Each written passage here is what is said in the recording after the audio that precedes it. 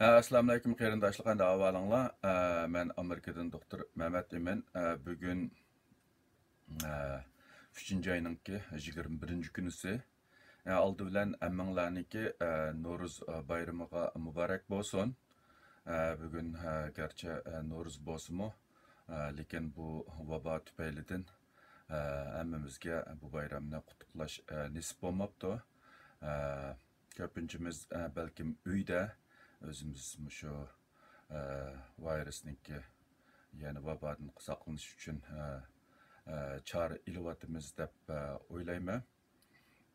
Hemen tövende şu vaba to'g'risida azroq sonliq ma'lumotlarni sizlar bilan o'rtoqlashmoqchi.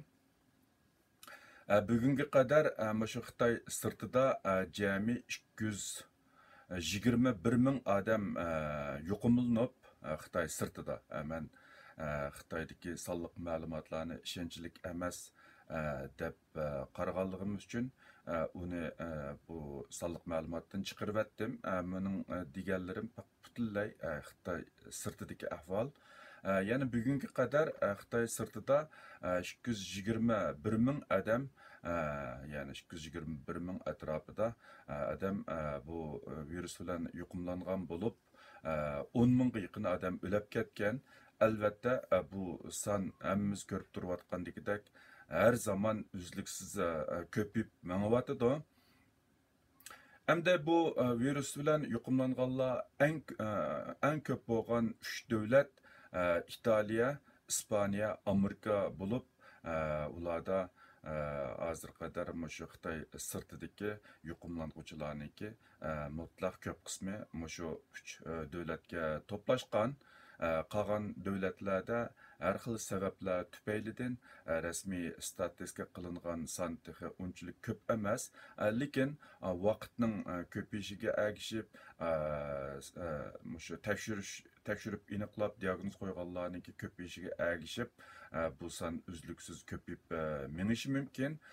Hozir qadar hamda shu Xitoy sirtidagi davlatlarning ichida o'lib ketish nisbati taxminan 4% bilan 5%ning oraliqida bo'lib, tövendeki 3 davlat bu o'lib ketish nisbatidan alayda ishib ketgan, yani ko'p yuqori bo'lgan shu o'rtacha sondan. Ular İtalya bo'lib, İtalyada hozir o'lib ketish nisbati 9%, İran'da 7,5%, ana İspanya'da 5,4%. Qolgan davlatlar asosan shu Xitoy sirtidagi o'lib ketish nisbatiniki o'rtacha soni bilan jiq farqlanmaydi yoki uningdan to'van. Endi bu yuqumlanuvchilarniki sonini shu davlatniki nupusi bilan silishtirgan vaqtida yuqumlanish ahvoli eng og'ir bo'lgan davlat Iceland bo'lib, bu davlatda butun davlat nupusining ichida har 770 odamda bir odam yuqumlangan, har 770 odamda bir odam yuqumlangan. Anondan keyin qilib qolsa Luksemburg bo'lib, bu davlatda har 899 odamning ichida bir odam yuqumlangan. İtalya'da bo'lsa her 1120 odam ichida bir odam yuqumlangan. 4-chi ig'ir davlat Shveysariya bo'lib, bu davlatda her 1300 odamning ichidan bir odam yuqumlangan. Bu son kuniga uzluksiz o'zgarib turyapti. Buni aloqa mutlaq son yuqumlanuvchilarniki mutlaq sonidan boshqa yana shu davlatning nupusining bilan nisbatlashtirish orqali qaysi davlatda yuqumlanishninki eng og'ir ekanligini ko'rib olishga bo'ldi. Hamda Amerikaning ahvoliga kelsak, Amerikada hozir yuqumlanuvchi 22.800 dan ishib 50 shtatning hammasiga tarqalgan. Bu 50 shtat ichida men yashayotgan New York shtatida eng yuqori bo'lib, shu Amerikada bayqalgan yuqumlanuvchilarningki yarmidan ortiqi men yashayotgan New York shtatida bo'lib, men yashayotgan New York shahrida hozir bu yuqumlanuvchilar eng ko'p shahar hisoblanadi Amerikadagi.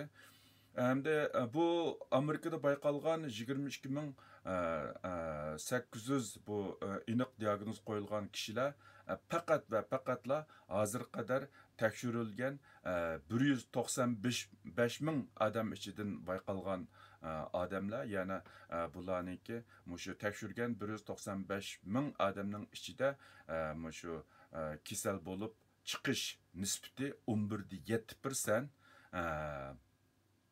Albatta hozir tekshirayotganlar az to'la kasal alomatlari bor yoki bo'lmasa yuqumlanish ehtimoli yuqori deb qaralgan shu Amerikaniki tekshirish o'lchamiga yetgan kishilarni tekshirganligi uchun ularning ichidan mush kasal chiqish nisbati alohida yuqori bo'lgan, ya'ni 11.7% bo'lgan.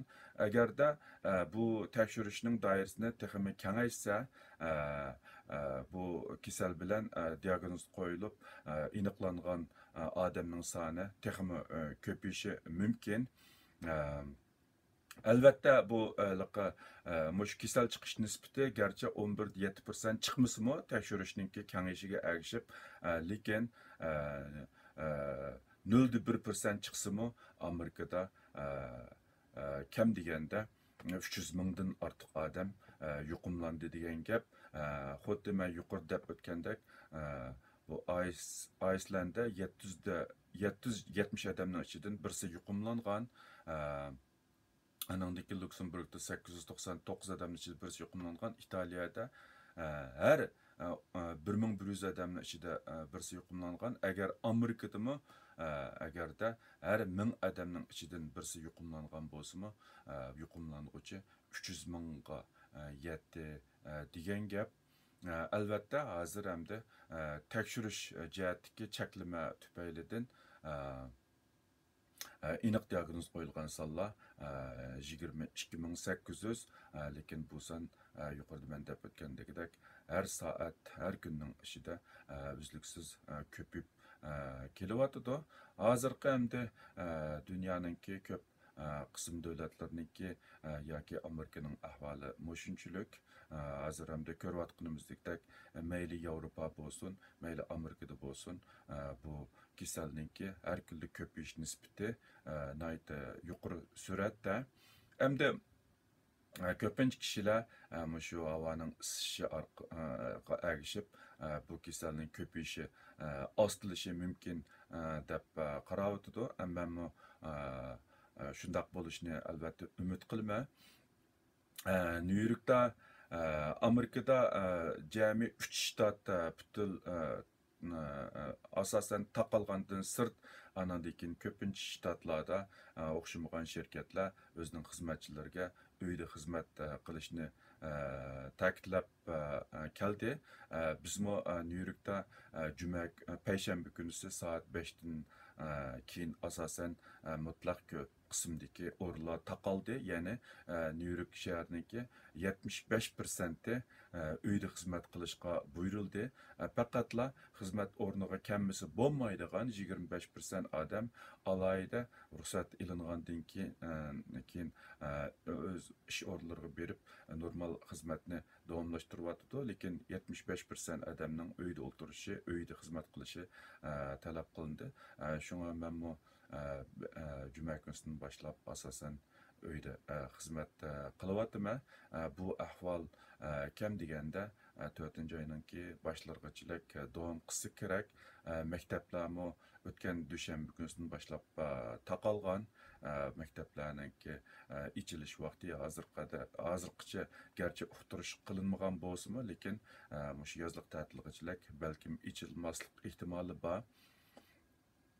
Hamda bu kasallikka yuqumlanishi Amerikaning ishida bo'lsin yoki dunyoning boshqa davlatlarida bo'lsin, aniqlangan sonliq ma'lumotlarga asoslangan vaqtida igizpastlik yuqori. Bu deganlik hargiz ma'lum rayonda oz, ma'lum rayonda ko'p, ba'zida yo'q, ba'zida bor degan gap emas. Agar bu kasal butun dunyo miqyosida o'rtaq kontrol bo'lmaydigan yo'q davlatlardami bo'lishi faqatla vaqt masalasi. Chunki bu kasal dastlabda qanday boshlangan bo'lsa, keyin qanday taraqqiy qilgan bo'lsa, buningdan keyin shunda taraqqiy qilib bir yerdan bir yerga yuqib, bir yerdan bir yerga ko'payishi mumkin. Shunga bu kasalniki butun dunyo miqyosida o'rtaq kontrol bo'lish uchun hamma davlatlar o'rtaq harakatga kelib, o'rtaq kontrol qilish kerak. Bo'lmay qolib qolsa, bir yerda kontrol qilib, yana bir yerda kontrol bo'lmasa, yana oxirisida bu kasal qaytib keladi degan gap. Endi oxirida men qo'shimcha qilib qo'ydig'inim hamda mening bu sonliq ma'lumotlarni yo bu kasallikka tarqalish ahvolini vaqti-vaqtida sizlar bilan o'rtoqlashib turishimning maqsad hargiz sizlarda bir xil jiddiychilik kayfiyati yaratish emas, faqatla hamda bu kasal hozir niki hammamizga ta'sir qilganligi bir yolliq bo'lganligi uchun davlat saviyasida, shaxslar shaxs saviyada harakat kelib bu kasalni qisqa surat ichida kontrol qilishga har odam o'zining qo'ldan kelgancha qilgan vaqtida anandan keyin bu kasal haqiqiy unumli kontrol bo'lishi mumkin. Chunki bu hozirgi bu yuqumli kasallikning tarqalishi hargiz chegirni taqib olish bilan lekin to'xtab qoladigan holatda emas. Biz mayli chegirni taqasak, taqamasak, burun bu dunyoninki 190 ga yaqin davlatlarga tarab butun dunyo miqyosida bu virusniki keng tarqalishi burun bir haqiqatda bo'lgan ish. Shunga bu kontrol qilishmi butun dunyo miqyosida o'rtaq bo'lish kerak deb qarayman. Men bu qarashlarimni bugungi bu kasal ahvol to'g'risida sizlar bilan o'rtoqlashishni mishada to'xtatmoqchi.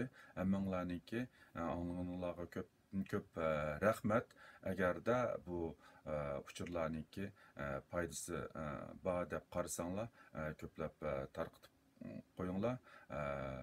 Kelar qitim ko'rishguncha hammanglar omon bo'linglar. Xayr xo'sh, Xudoga omonat.